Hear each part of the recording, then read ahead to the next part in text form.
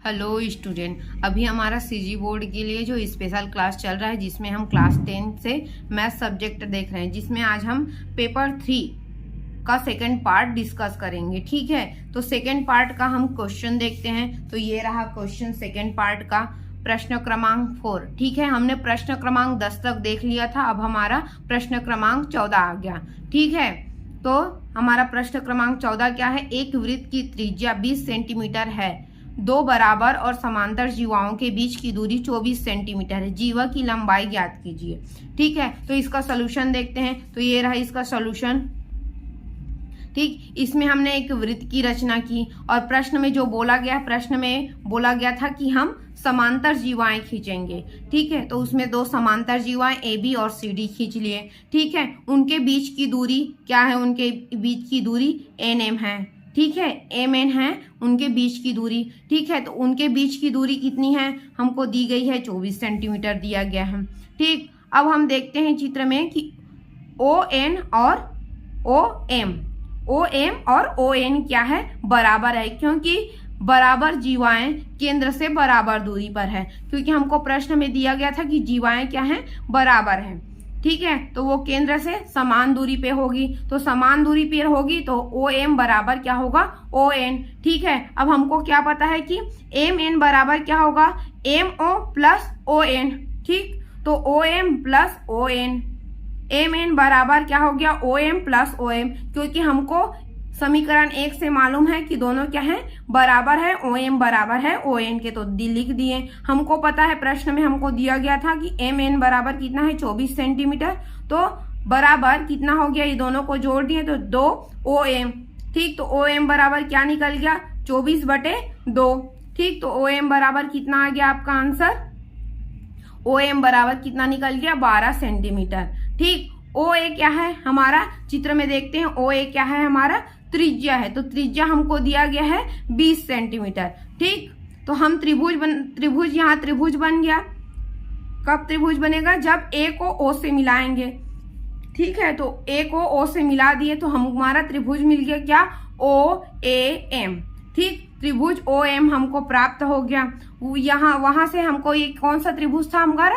समकोण त्रिभुज था। तो हमको पता है कि समकोण त्रिभुज में क्या होता है? कर्ण का वर्ग बराबर लंब का वर्ग धन आधार का वर्ग। ठीक, तो हमारा लंब क्या था? ओ ए का वर्ग। ओ ए हमारा कर्ण था। ठीक, तो ओ ए का वर्ग बराबर ओ एम का वर्ग धन ए एम का वर्ग। हमको इसमें क्या क्या पता है? हमको ओ ए पता है और ओ एम पता है। ठीक, तो ए एम स्क्वायर बराबर क्या हो गया? ओ एम को इस साइड ले गए तो O A square minus O M square.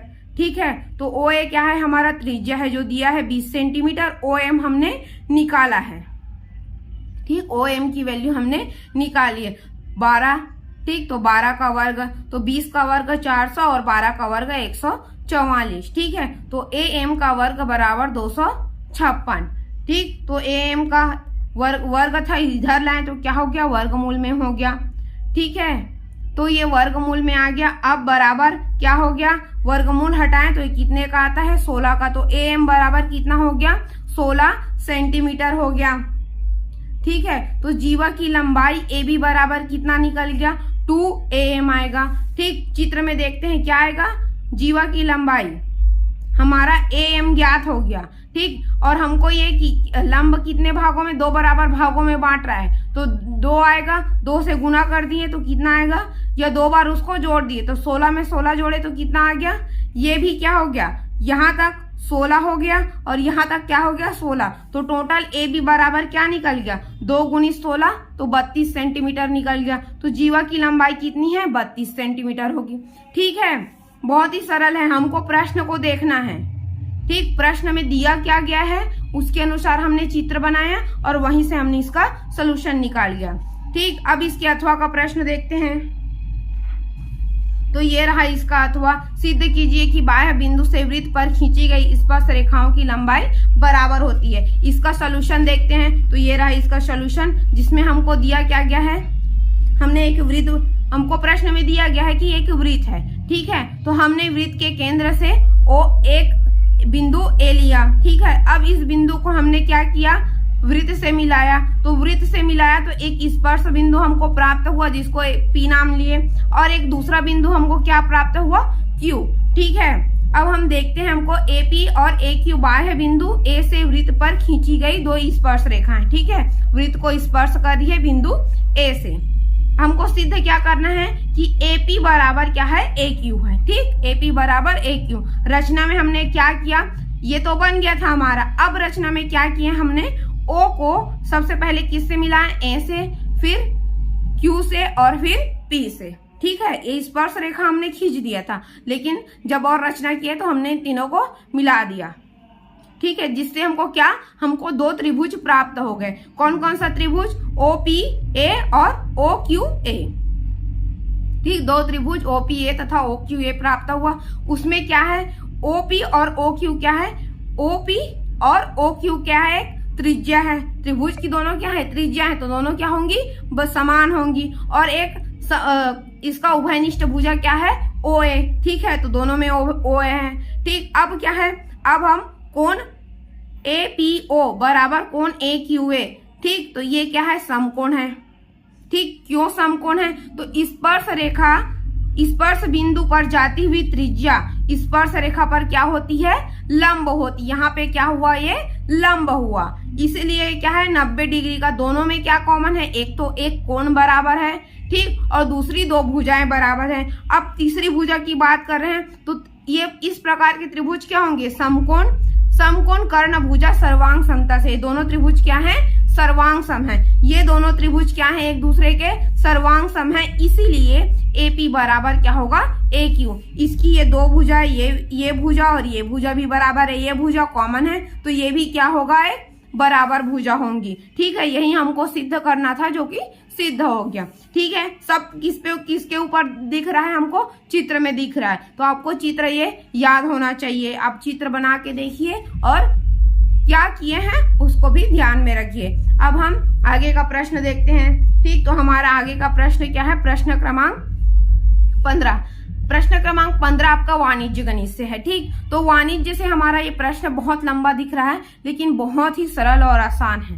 ठीक, इसमें जोड़ना है, घटाना है और प्रतिशत निकालना है, तीन चीजें बस करनी है। ठीक, तो प्रश्न देखते हैं। वित्तीय वर्ष 2012-13 में मकान किराया भत्ता छोड़कर एक व्यक्ति की वार्षिक आय 4,80,000 रुपए है।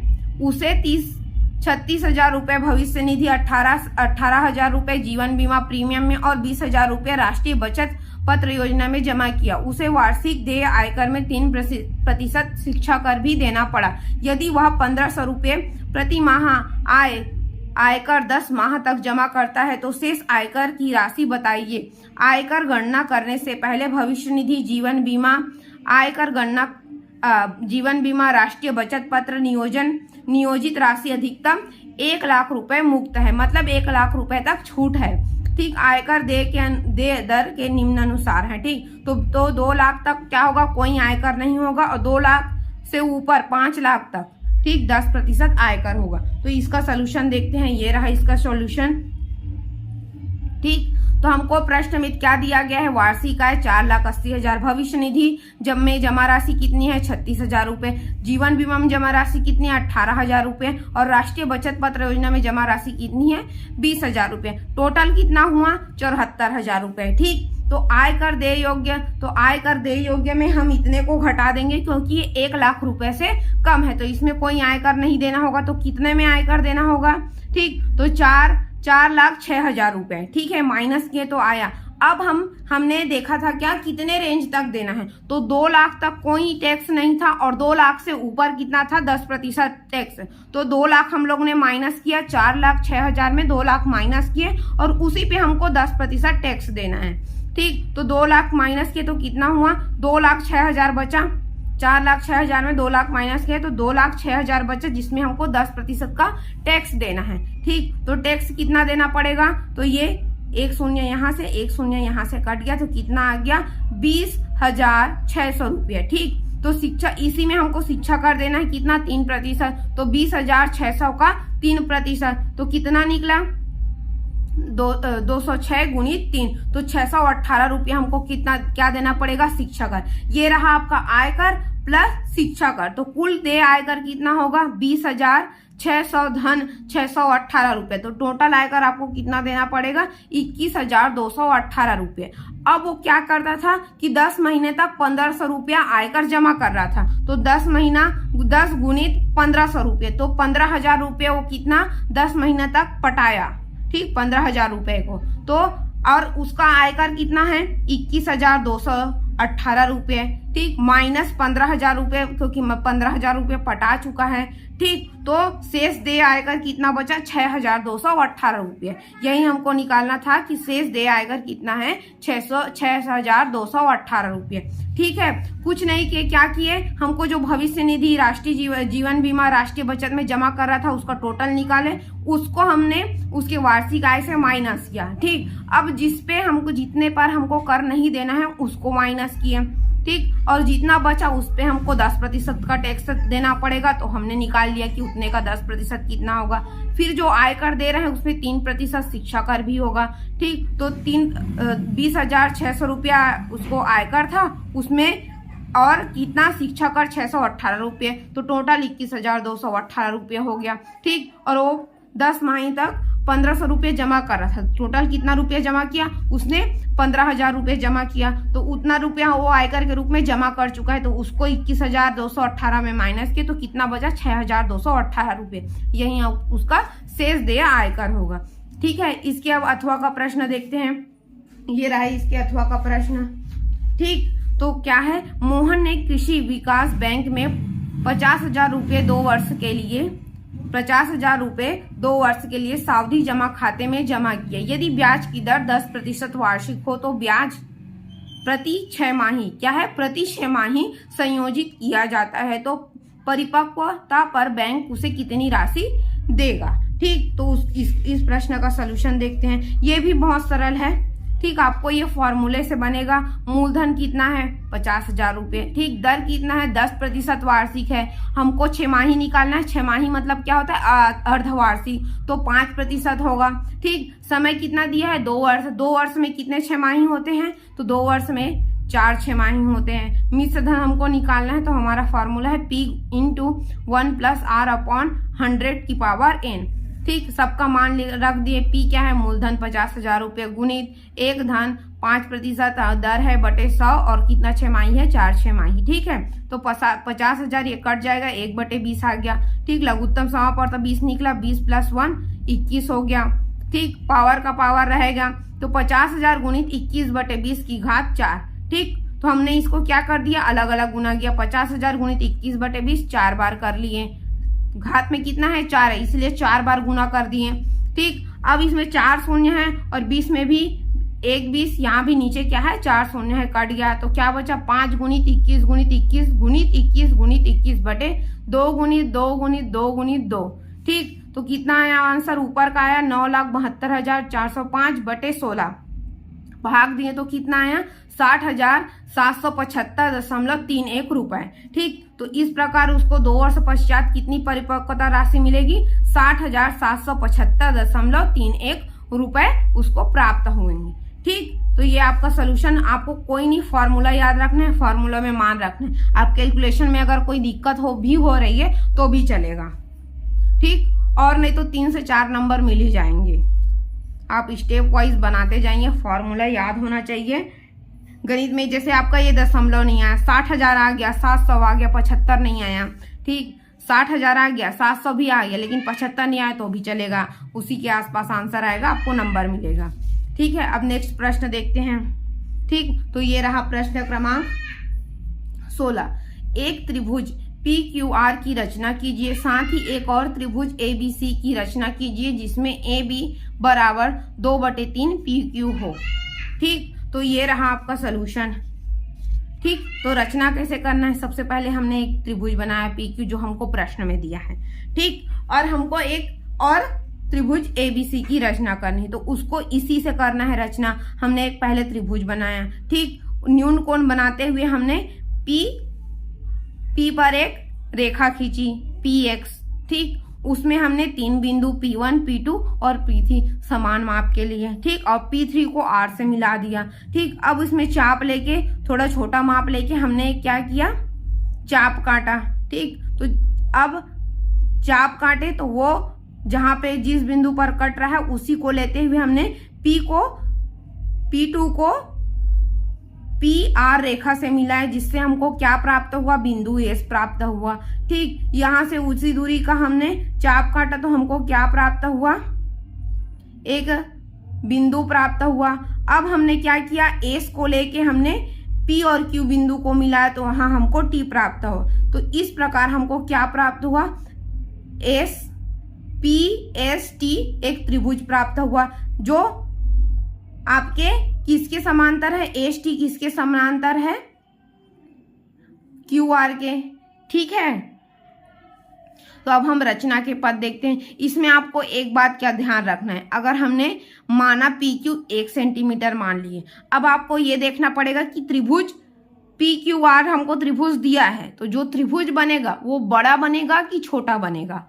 ठीक है, इस बात को ध्यान रखना। तो उसको कैसे निकालोगे, तो इसकी ट्रिक ये है। ठीक, PQ बराबर अगर 1 सेंटीमीटर रख रहे हैं तो AB बराबर कितना हो जाएगा, 2/3 हमको दिया है प्रश्न में ये।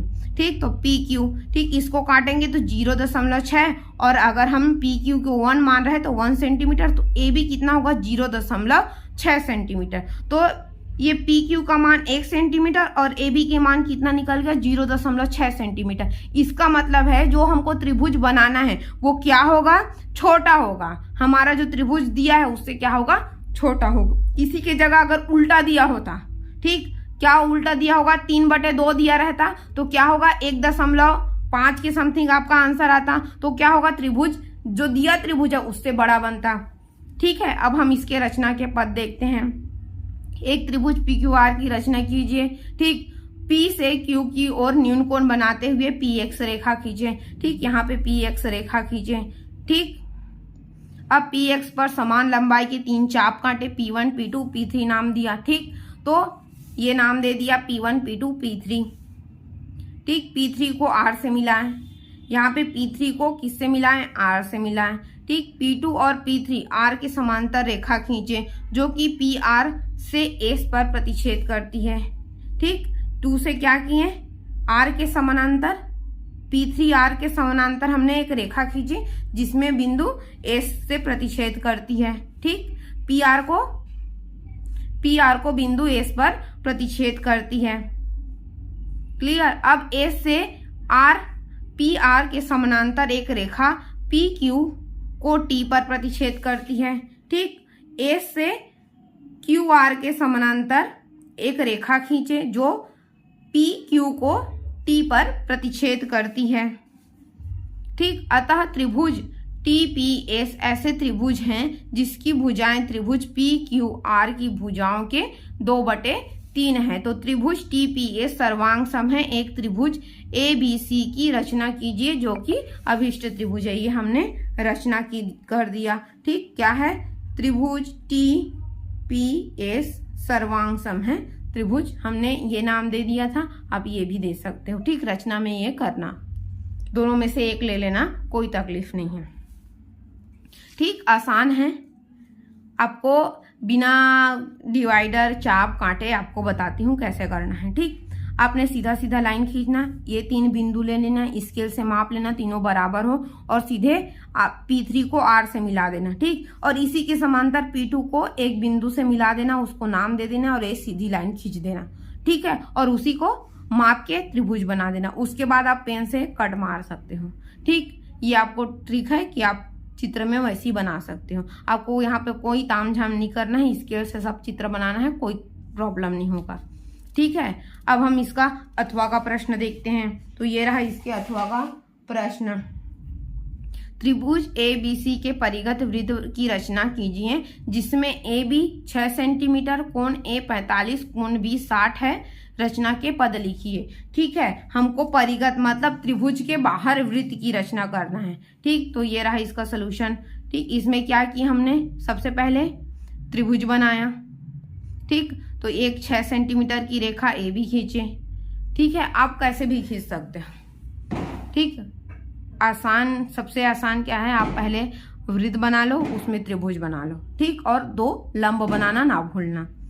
ठीक, ये ट्रिक है, लेकिन आप इसको घर में बना के जरूर देखना। ठीक, पहले त्रिभुज बनाना, जो रचना के पद, लेकिन रचना के पद आप जो भी बना रहे हो, लेकिन रचना के पद में सबसे पहले क्या होगा, त्रिभुज बनाओगे। ठीक, क्या त्रिभुज बनाओगे, ए बी 6 सेंटीमीटर की रेखा खींचेंगे। ठीक, और कोण ए 45 और कोण बी 60 डिग्री का कोण बनाते हुए रेखा खींचेंगे। जब इस रेखा को खींचेंगे तो इस बिंदु पर वो कटेगा, उसको क्या नाम दे दिए, सी। ठीक है, दोनों रेखाएं जिस बिंदु पर प्रतिच्छेद करती है उसे सी बिंदु। ठीक, अब उसके बाद भुजा ए बी और बी सी पर लंब समद्विभाजक खींचे। क्या है, कौन कौन से भुजा, ए बी और बी सी पर क्या, एक लंब समद्विभाजक खींच दिए। दोनों लंब समद्विभाजक क्रमशः ए बी पर क्या काटेगा, क्यू पे, और बी सी को कहां पे काट रहा है, पी पर। ठीक, प्रतिच्छेद करती है। दोनों लंब समद्विभाजक ये भी तो एक दूसरे को काट रहे हैं, किस बिंदु पर काट रहे हैं, बिंदु ओ पर प्रतिच्छेद करेंगी। अब ओ को केंद्र लेकर, इसको केंद्र लेकर यहाँ डिवाइडर रख के यहाँ से दूरी माप लेते हैं, या तो स्केल से आप ओ सी का दूरी माप लो। ठीक, और उसी को हम त्रिज्या लेकर क्या बनाएंगे, वृत्त बनाएंगे। आकृति में देखेंगे कि तीनों शीर्षों से गुजरती है, त्रिभुज के ये वृत्त तीनों शीर्षों से होकर गुजरती है। ठीक है, यही देखना है हमको और यही बताना है। ठीक है, 4 आपका 8 स्टेप हो गया। आप तोड़ के लिख सकते हो, एक साथ बना के 5 स्टेप भी लिख सकते हो। ठीक है, लेकिन अलग अलग लिखो तो नंबर आपको अच्छे मिलेंगे। ठीक है, ये रहा आपका 5 नंबर का क्वेश्चन। ठीक, अब नेक्स्ट क्वेश्चन देखते हैं। तो प्रश्न क्रमांक 17, आपका प्रश्न क्रमांक 17 आपके यूनिट 1 से है। एक व्यक्ति की वर्तमान आयु उसके पुत्र की वर्तमान आयु के वर्ग के बराबर है यदि 1 वर्ष पहले उस व्यक्ति की आयु उसके पुत्र की आयु की 8 गुनी थी तो दोनों की वर्तमान आयु ज्ञात कीजिए। ठीक है, ये आपके चैप्टर 2 या 3 से है। ठीक, 2 से है। तो हम इसका सलूशन देखते हैं। हमने मान लिया, क्या माना, कि पिता की आयु कितनी है। ठीक, प्रश्न हमको दिया है, क्या दिया है प्रश्न में, कि हमने मान लिया कि पुत्र की वर्तमान आयु x है तो व्यक्ति की वर्तमान आयु कितनी होगी, x का वर्ग, क्योंकि हमको प्रश्न में दिया गया है कि वर्तमान के वर्ग के बराबर। 1 वर्ष पहले पुत्र की आयु x-1 है। ठीक, 1 वर्ष पहले व्यक्ति की आयु मतलब उसके पिता की आयु कितनी है, x² - 1 होगा। ठीक, तो 1 वर्ष पहले व्यक्ति की आयु पुत्र की आयु की कितनी होगी, 8 गुनी होगी। ठीक, तो कितनी होगी, व्यक्ति की आयु हमने निकाला 1 वर्ष पहले व्यक्ति की आयु x² - 1। ठीक, और पुत्र की आयु की वो कितनी होगी, 8 गुनी होगी। ठीक है, तो x² - 1 बराबर 8 × x-1। ये पुत्र की आयु है तो पिता की आयु किसके बराबर, पुत्र के आयु के 8 गुनी के बराबर होगी। ठीक है, तो ये हमारा समीकरण मिल गया। x² - 1 बराबर 8x - 8। इन सबको हमने इस साइड डाली है तो x² माइनस क्या होगा, 8x - 1 प्लस 8। ठीक है, माइनस है तो ये प्लस हो जाएगा बराबर 0। तो ये क्या हो गया, x² - 8x प्लस ये क्या हो गया, 1 कम हो गया तो ये 7 हो गया, प्लस 7 बचा बराबर 0। अब इसको हमने वर्ग समीकरण में जोड़ा, गुना करने पर क्या आना चाहिए, 7। ठीक, और जोड़ने पर क्या आना चाहिए, 8। तो कब आएगा, 7 गुणित 1 करोगे तो क्या आ जाएगा, 1, और 7 धन 1 करोगे तो क्या आ जाएगा, 8। ठीक, तो वही कि हमने x² - 7x - x प्लस 7 बराबर 0। तो यहाँ से क्या उभयनिष्ठ निकल गया, हमने 2-2 का पेयर बना लिया तो यहाँ x उभयनिष्ठ निकल गया, अंदर क्या बचा, x - 7। यहाँ क्या उभयनिष्ठ निकलेगा, तो -1 उभयनिष्ठ निकाल दे तो क्या बचेगा, x। यहाँ माइनस था ही था और यहाँ नहीं था तो क्या हो गया, माइनस आ गया, क्योंकि माइनस गुणित माइनस क्या होता है, प्लस। ठीक है, तो दोनों में क्या कॉमन निकल गया, x - 7। ठीक, अंदर क्या बचा, x - 1 बराबर 0। तो x - 7 बराबर 0 और x - 1 बराबर 0। ठीक, तो x बराबर कितना निकला, 7 और 1। ठीक, x बराबर 1 के लिए पिता व पुत्र की आयु 1 वर्ष होगी। अगर हम x बराबर क्या रखें, x बराबर 1 रखें तो हमको दिया है कि पिता की आयु कितना माना है, पुत्र की आयु कितना माना है, 1 वर्ष। ठीक। और पिता की आयु क्या माना है, एक्स स्क्वायर। तो अगर इसमें एक रखें, इसका 1 वर्ष, तो व्यक्ति की आयु भी कितनी आ जाएगी, 1 का वर्ग, तो 1 का वर्ग 1, जो कि संभव नहीं है। ठीक, जो कि संभव नहीं है कि दोनों की आयु बराबर हो। अतः हम क्या लेंगे, एक्स बराबर 7 लेंगे। तो पुत्र की वर्तमान आयु एक्स बराबर क्या है, 7 वर्ष हो गई। तो पिता की आयु कितनी हो गई, 7 का वर्ग बराबर 49 वर्ष। ठीक है, तो पिता और पुत्र की आयु निकल गई। पुत्र की आयु 7 वर्ष और पिता की आयु क्या है, 49 वर्ष। ठीक है, अब हम उसका अथवा का प्रश्न का सलूशन देखते हैं। ठीक, तो प्रश्न क्या है, दो क्रमागत समधनात्मक प्राकृतिक संख्याओं के वर्गों का योग 164 है, संख्या ज्ञात कीजिए। ठीक, ये भी समीकरण वाला प्रश्न है। तो हमको पहले देखना है माना हम क्या ले सकते हैं। माना दो क्रमागत सम संख्याएं क्रमशः कितनी है, सम है मतलब 2 रहेगा उसमें। ठीक, तो x और x + 2, तो दिया क्या गया है, दोनों संख्याओं के वर्गों का योग 164।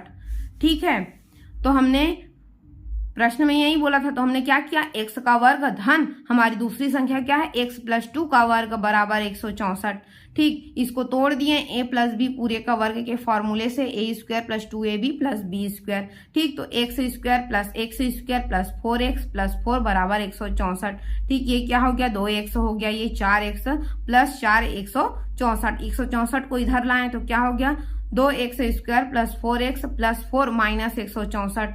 घटाएं तो क्या आ गया, 2x² + 4x - 164। ठीक, इन दोनों में तीनों में क्या कॉमन है, 2, तो उसको बाहर निकाल दिए, 2x² - 2x - 80। ठीक, ये बच गया हमारा अंदर।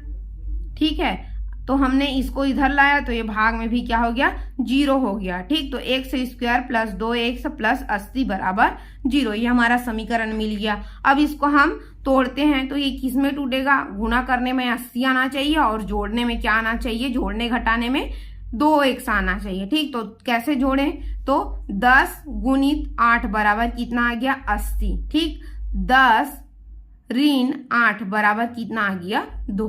ठीक, वही किए, x² + 10x - 8x - 80 बराबर 0। ठीक, अब 2 का पेयर बना दिए, तो यहां से क्या कॉमन निकल गया, x, एक अंदर क्या बचा, x + 10, यहां से क्या कॉमन निकल गया, -8। ठीक, यहां भी माइनस है, यहां भी माइनस, बाहर निकाल दिया माइनस, तो क्या हो गया, दोनों प्लस में आ गए और 8 भी बाहर निकल गया, तो यहाँ क्या बचा, x और यहाँ क्या बचा, 10।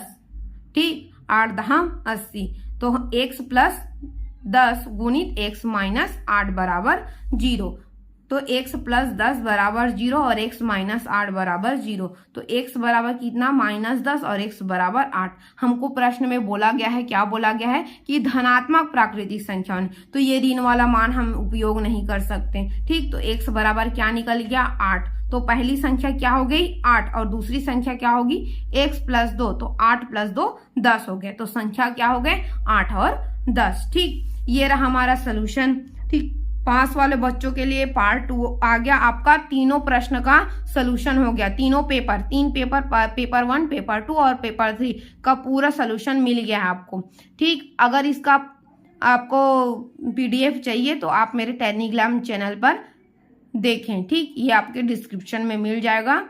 ठीक, और कोई डाउट हो तो कमेंट करना ना भूलें, मेरे चैनल को सब्सक्राइब करें और आगे का वीडियो के लिए आप मेरे चैनल को लाइक करना ना भूलें। Thank you everyone.